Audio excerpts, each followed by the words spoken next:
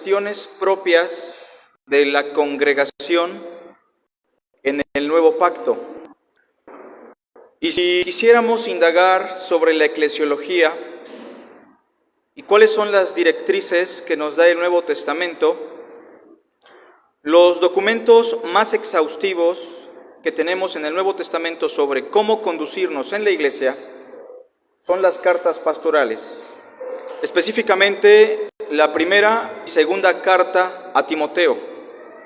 El propósito de estas cartas lo encontramos en el capítulo 3, verso 14 y 15, en donde el apóstol Pablo le dice a Timoteo, todos juntos: esto te escribo, aunque tengo la esperanza de ir pronto a verte, para que tardo sepas cómo debes conducirte en la casa de Dios, que es la iglesia del Dios viviente, columna y baluarte de la verdad. Timoteo, te escribo estas cartas para que si tardo, sepas cómo debes conducirte en la casa de Dios, que es la iglesia del Dios vivo. Hagamos una oración y enseguida damos marcha a la primera carta a Timoteo. Padre nuestro que estás en los cielos, te damos a ti la honra, la gloria y la alabanza, porque tú eres el creador de todas las cosas y porque tú, Señor, en tu misericordia, has permitido que nosotros lleguemos a la fe en nuestro Señor Jesús. Suplicamos de tu misericordia, de tu gracia, que hoy tu Espíritu Santo pueda iluminar nuestra mente, nuestro corazón, que la proclamación del mensaje no sean mis palabras, sino la palabra de tu Santo Espíritu. Te rogamos por la edificación, por la consolación y también por un llamado a la conciencia de mis hermanos. Te lo rogamos, Padre, en Cristo nuestro Señor. Amén.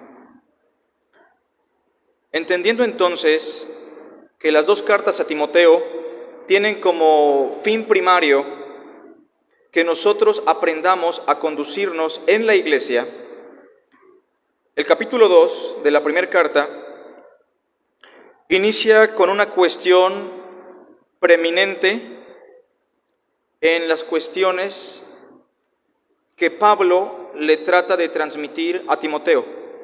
Capítulo 2, verso 1 al verso 4. Exhorto ante todo a que se hagan rogativas, oraciones, peticiones y acciones de gracias por todos los hombres, por los reyes y por todos los que están en eminencia, para que vivamos quieta y reposadamente en toda piedad y honestidad, porque esto es bueno y agradable delante de Dios nuestro Salvador, el cual quiere que todos los hombres sean salvos y vengan al conocimiento de la verdad. Hoy vamos a hablar de un llamado a la función sacerdotal de todos los santos, una convocación, un exhorto, un llamado a la función sacerdotal de todos los santos. La primera palabra que precisamente aparece en el verso 1 es exhorto. Este es un llamado del apóstol Pablo para Timoteo y para todas las personas que serían instruidas por Timoteo. Pero este es un llamado de Dios para usted y para mí, para que usted cumpla con la función sacerdotal que le corresponde. ¿A qué me refiero? En el Antiguo Testamento, los únicos que podían interceder por el pueblo ante Dios eran los hijos de Leví. Eran los únicos ministros instituidos por Dios en el antiguo pacto de Moisés. Pero en el nuevo pacto que el Señor Jesucristo estableció con su sangre y con su cuerpo, el Nuevo Testamento nos enseña que todos los santos somos reyes y sacerdotes. Un símbolo o una metáfora que nos explica que todos somos ministros. Y si todos somos ministros a la luz del nuevo pacto, eso significa que todos tenemos una función sacerdotal que implica la intercesión. Si hay una cosa que se ha perdido en la vida de los cristianos, es la actividad de la intercesión. Podemos meternos de lleno a las cuestiones de la teología, podemos aprender mucha doctrina, podemos memorizar muchos pasajes, podemos ayudar a los hermanos, pero se ha perdido muchísimo la actividad de la oración, específicamente la intercesión. Y es algo que nosotros debemos retomar, y es por eso que Pablo nos hace un llamado. Exhorto ante todo a que se hagan rogativas, oraciones, peticiones y acciones de gracias. Este es un llamado a la función sacerdotal de todos los santos.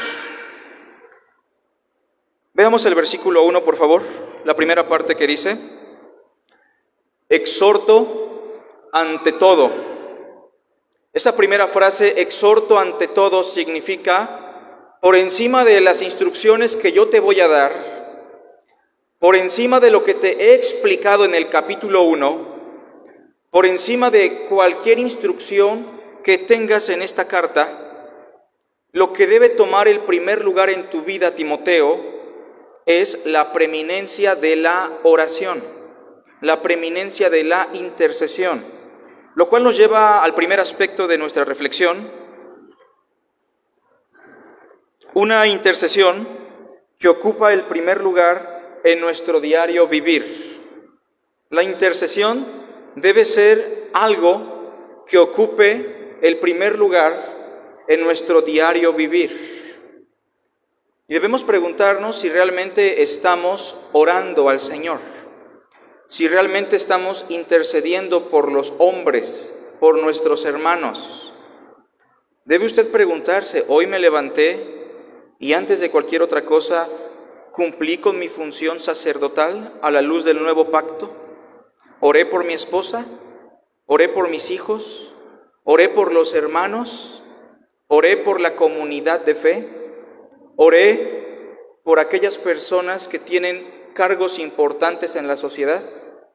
Porque la oración enfocada a la intercesión tiene que ocupar el primer lugar en nuestras vidas. Miren, hermanos, la Biblia no nos manda a ayunar. Y sin embargo, muchas veces hay hermanos que tienen la práctica de estar ayunando. No juzgamos la práctica, pero sí hay mandamientos que dicen: orad sin cesar. Dad gracias por todo en todo tiempo. Los discípulos, mirando a su Señor, se acercaron y le preguntaron: Maestro, ¿cómo debemos orar? Enséñanos a orar. Por eso la pregunta que nos confronta hoy es: ¿la oración está tomando un lugar importante en su vida? ¿La intercesión por los demás está tomando un lugar importante? Exhorto ante todo, por encima de cualquier cosa, por encima de cualquier actividad, les animo a que se pongan a orar, que intercedan por los demás. Ese es el primer aspecto de nuestra reflexión, que la oración tome preeminencia en nuestras actividades. Podemos estar llenos de trabajo, de preocupaciones, de estrés, pero por encima de todas las cosas tenemos que darle lugar a la intercesión. Usted come tal vez 3 veces al día porque es una necesidad. Pues por encima de esa necesidad física, usted tiene que interceder. Los hombres que impactaron al mundo a través de la palabra de Dios fueron hombres que pasaban horas estudiando las Sagradas Escrituras. Fueron hombres que pasaban horas meditando en la verdad, pero a la par eran hombres que pasaban mucho tiempo intercediendo por los demás. De manera que la intercesión debe ocupar el primer lugar en nuestras actividades diarias. Exhorto ante todo. por encima de cualquier cosa, que se hagan rogativas, oraciones, peticiones y acciones de gracias. Noten que se mencionan muchos elementos: las rogativas, las oraciones, las peticiones y las acciones de gracias. Estos términos, si ustedes los examinan, son términos que aparecen propiamente en el Antiguo Testamento y son aspectos propios de la oración del sumo sacerdote cuando presentaba el sacrificio e intercedía por el pueblo de Israel. Precisamente esos elementos los toma el apóstol Pablo y los coloca a todos los santos en su actividad sacerdotal a la hora de interceder por los demás, lo cual nos lleva a un segundo aspecto en nuestra reflexión. Debe ser una intercesión que integra todos los elementos de nuestro sacerdocio. ¿En qué sentido? Cuando usted intercede por alguien, no solamente tiene que pedir, no solamente tiene que rogar. Cuando usted ora a Dios, usted tiene que orar de manera plena, de tal forma que todos los aspectos de un sacerdote, a la luz del nuevo pacto, se vean reflejados en la oración. El primer aspecto que aparece es rogativas, y es la idea de presentarse a Dios, colocarse postrado a sus pies, rogándole con un corazón contrito y humillado para que el Señor nos pueda bendecir, para que el Señor nos pueda otorgar de su favor, de su gracia. Es la imagen de esa mujer, Ana, que está rogándole a Dios por un hijo, ¿recuerdan? Humillada con lágrimas, porque tiene una gran necesidad. Es la imagen de ese publicano que está postrado diciéndole al Señor: sé propicio a mí, que soy un pecador. La rogativa tiene que ver con una acción de intercesión en donde nuestro corazón se derrama por completo, en donde eres transparente y sincero delante de Dios. Ese es el primer aspecto que encontramos en la intercesión, rogativas. Después dice oraciones, y las oraciones tienen que ver con nuestro lenguaje a la hora de comunicarnos con nuestro Señor. En las oraciones están implicadas las acciones de gracias, las rogativas, las peticiones, la alabanza. Y en tercer lugar, el verso 1 dice, peticiones. Recordemos, hermanos, que las peticiones, a la luz del Nuevo Testamento, tienen que girar en torno a un principio, el principio del reino.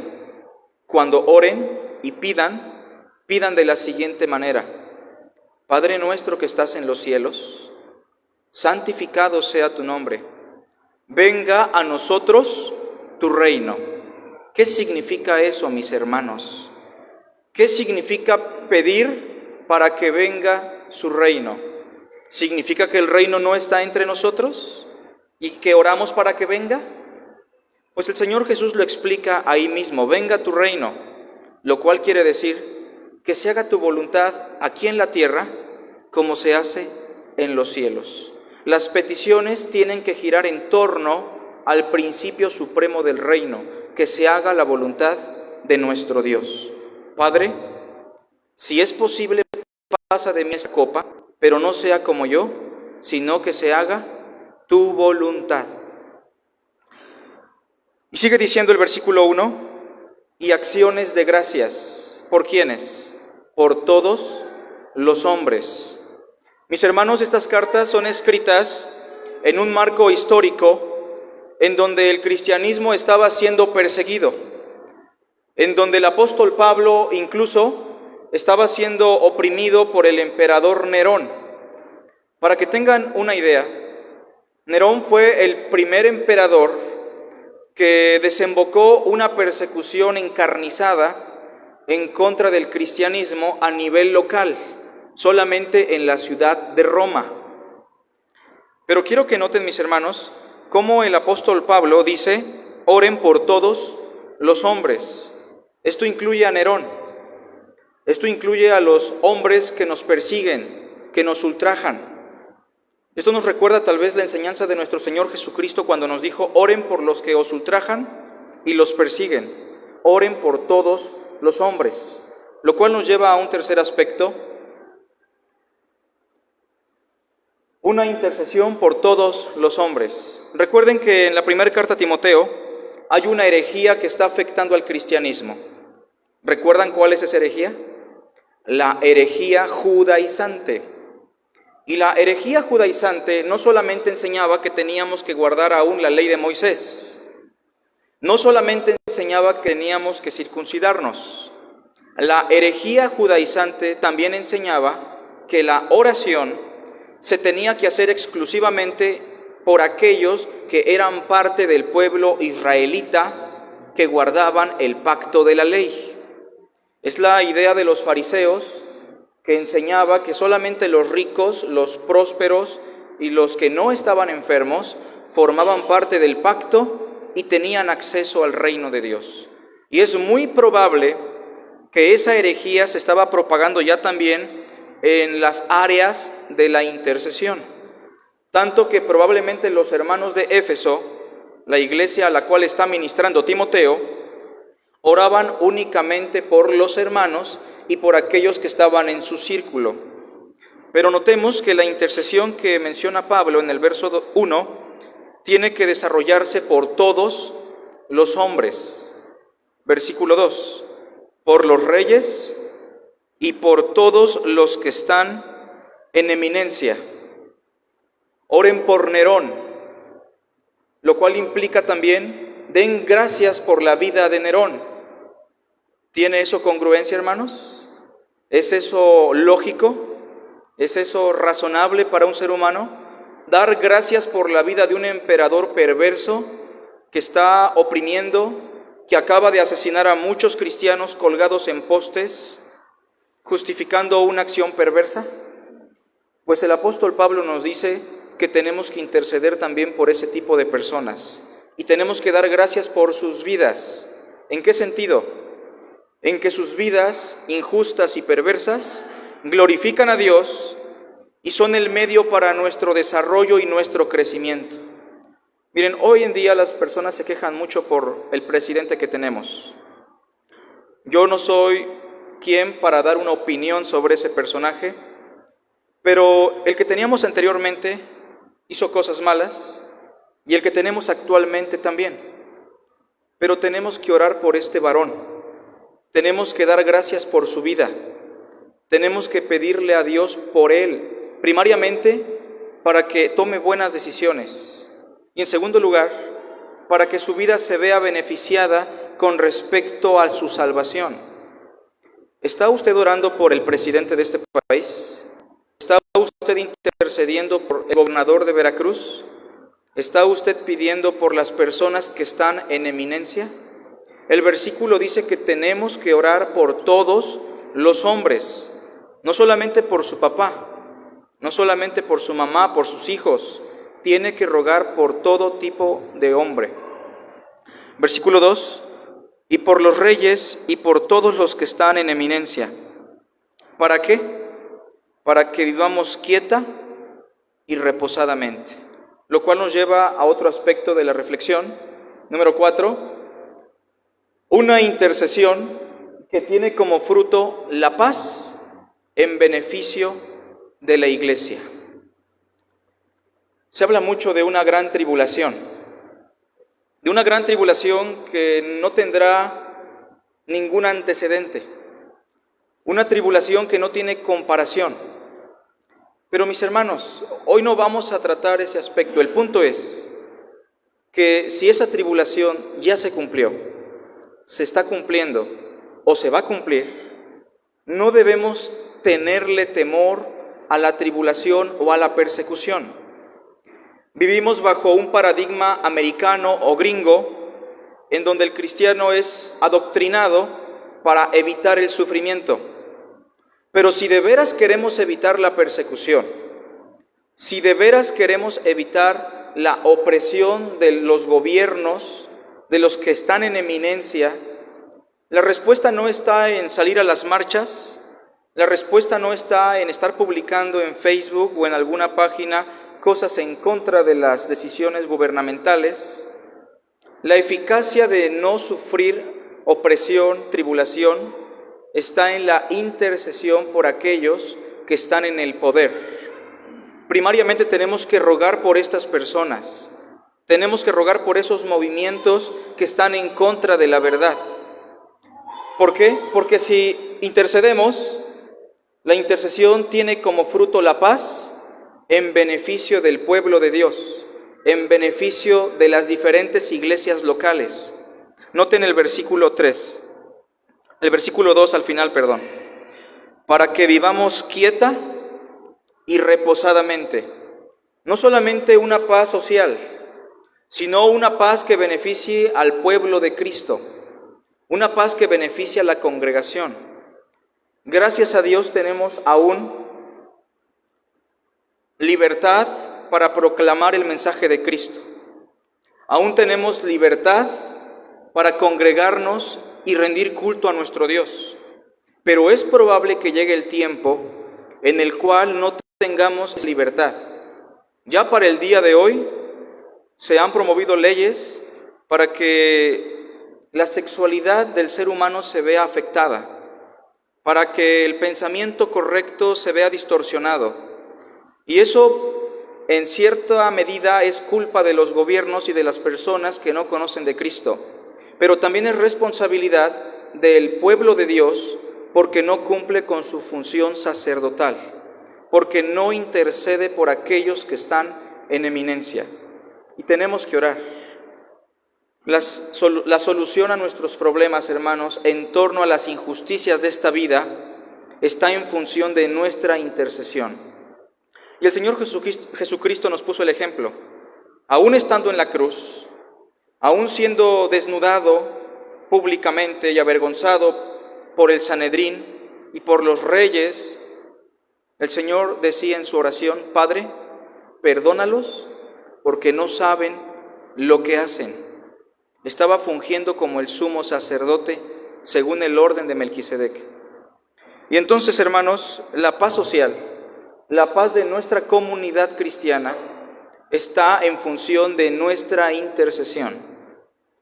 Pero ven lo que dice el verso 2 al final: para que vivamos quieta y reposadamente en toda piedad y honestidad.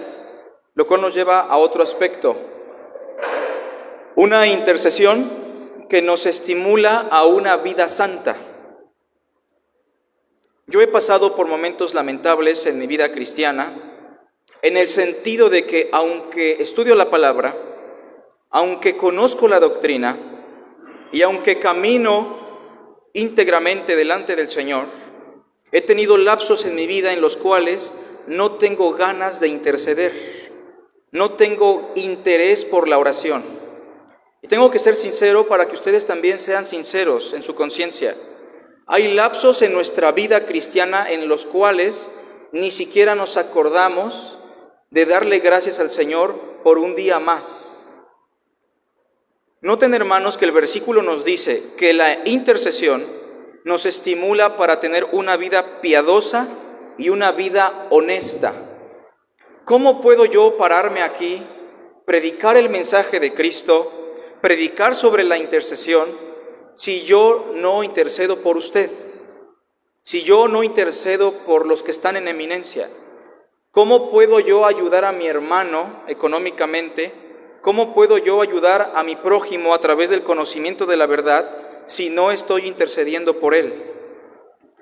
No se trata de cuántas horas, no se trata de cumplir con requisitos, se trata de estimularnos al amor, a lo que es bueno, a lo que es piadoso, a lo que es honesto. Nuestro Señor Jesucristo en muchas ocasiones pasaba toda la noche orando. Y por lo que leemos en Juan capítulo 17, orando no solamente por los que estaban ahí, sino por los que habrían de creer por la palabra de ellos. ¿Está usted viviendo en piedad? Versículo 2 usa la palabra piedad, que es una palabra poco comprendida en el Nuevo Testamento y muy usada por Pablo en las cartas pastorales. Esta palabra piedad se puede traducir como devoción, una vida dedicada a Dios. Y solamente un cristiano que ora e intercede constantemente puede tener una vida piadosa.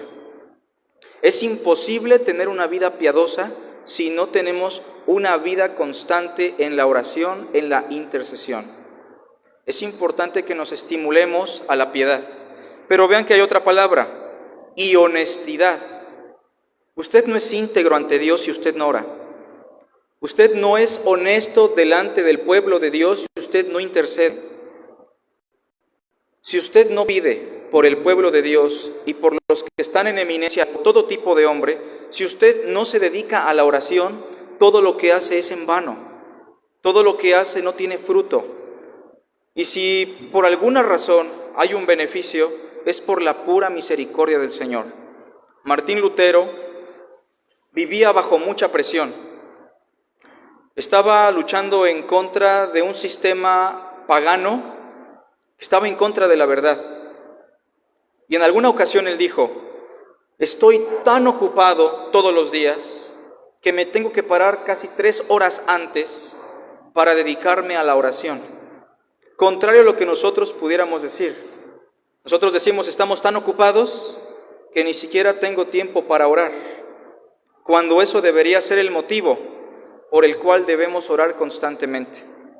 Tenemos que ser piadosos y tenemos que ser honestos en nuestra vida íntegra delante del Señor. Y el versículo 3 dice: porque esto es bueno y agradable delante de Dios nuestro Salvador.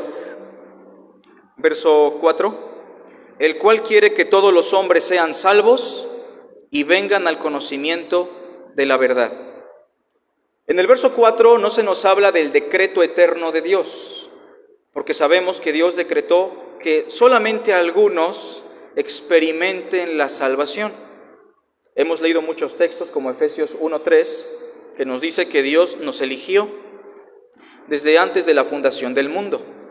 Esa es una realidad, solamente algunos son elegidos. Muchos son llamados por el mensaje, pero pocos son los elegidos. Sin embargo, aquí no se habla del decreto eterno de nuestro Dios. Se habla más bien de su deseo natural, de lo que Dios desea por ser amor, el deseo natural de nuestro Creador. ¿Cuál es su deseo? Que todos los hombres sean salvos. ¿Todos los hombres serán salvos? No, solo algunos se salvarán, porque Dios eligió a algunos y a los demás los entregó a su propia decisión.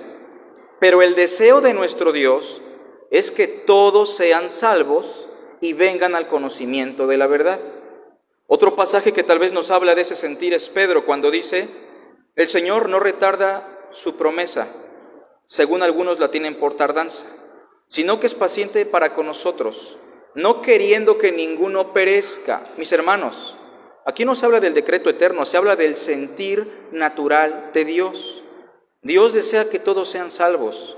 Dios desea que todos procedan al arrepentimiento. Dios no quiere la muerte del impío. Eso va en contra de su sentir. Eso va en contra de su naturaleza. Y si Dios quiere que todos los hombres sean salvos y vengan al conocimiento de la verdad, esto significa que nuestra intercesión, por último, tiene que ser una intercesión que tiene como fin la salvación de los perdidos. Tenemos que orar por la salvación de aquellos que no conocen de Cristo. Porque si oras únicamente por aquellos que amas, ¿qué estás haciendo de más? ¿No hacen también eso los hipócritas? Palabras de nuestro Señor. La herejía judaizante enseñaba que solamente se ore por la paz de Jerusalén, que solamente se ore por los que forman parte del clan de los fariseos, que solamente oremos por los que son ya de Cristo. Pero la enseñanza del nuevo pacto, a la luz de nuestro sacerdocio, es orar por los perdidos, orar por aquellas personas que están allá tirados en la calle, en adicción, en enfermedad, rebeldes a la verdad, opositores a la verdad, que estemos orando por ellos constantemente, dando gracias por sus vidas, porque al final de cuentas son imagen y semejanza de Dios. Dios quiere que todos los hombres sean salvos. No basta con que usted les predique, no basta con que usted conozca la palabra y la lleve. Usted tiene que interceder por aquellos que no conocen el camino de la verdad, aquellos que no conocen a Cristo. Quisiera hacerles una pregunta simplemente de reflexión, que usted tiene que responder en su corazón, ahí donde está sentado con Cristo. ¿Está usted realmente intercediendo por los demás? ¿Está usted, hermano, hermana, orando por el prójimo, por el hermano, por el rey, por los que están en eminencia? ¿Le preocupa la salvación de los demás? ¿Le preocupa la salvación de su vecino? ¿Le preocupa la salvación de aquel hombre que le hace daño? ¿De aquella persona que lo oprime, que lo lastima? Tenemos que estar intercediendo por la salvación de los hombres, a la manera de Cristo. Señor, yo te ruego por todos los hombres para que se salven, pero que se haga tu voluntad. Hagamos una oración, hermanos. Padre Santo, te queremos dar las gracias porque tú nos permites reflexionar sobre este pasaje que es importante. Tú nos dices que sobre cualquier otra cosa tenemos que dedicarnos a interceder. Señor, te pedimos perdón porque hemos perdido esa práctica. Nos hemos dedicado a muchas otras cosas como el trabajo, actividades. En nuestras propias fuerzas, Señor, hemos estado buscando hacer tu voluntad. Primariamente te pedimos perdón por ello. Yo te quiero pedir hoy por mis hermanos que están aquí, para que aquellos que estén desanimados, aquellos que estén desatendiendo su vida de oración, puedan retomarlo, Señor, porque es determinante para nuestro crecimiento.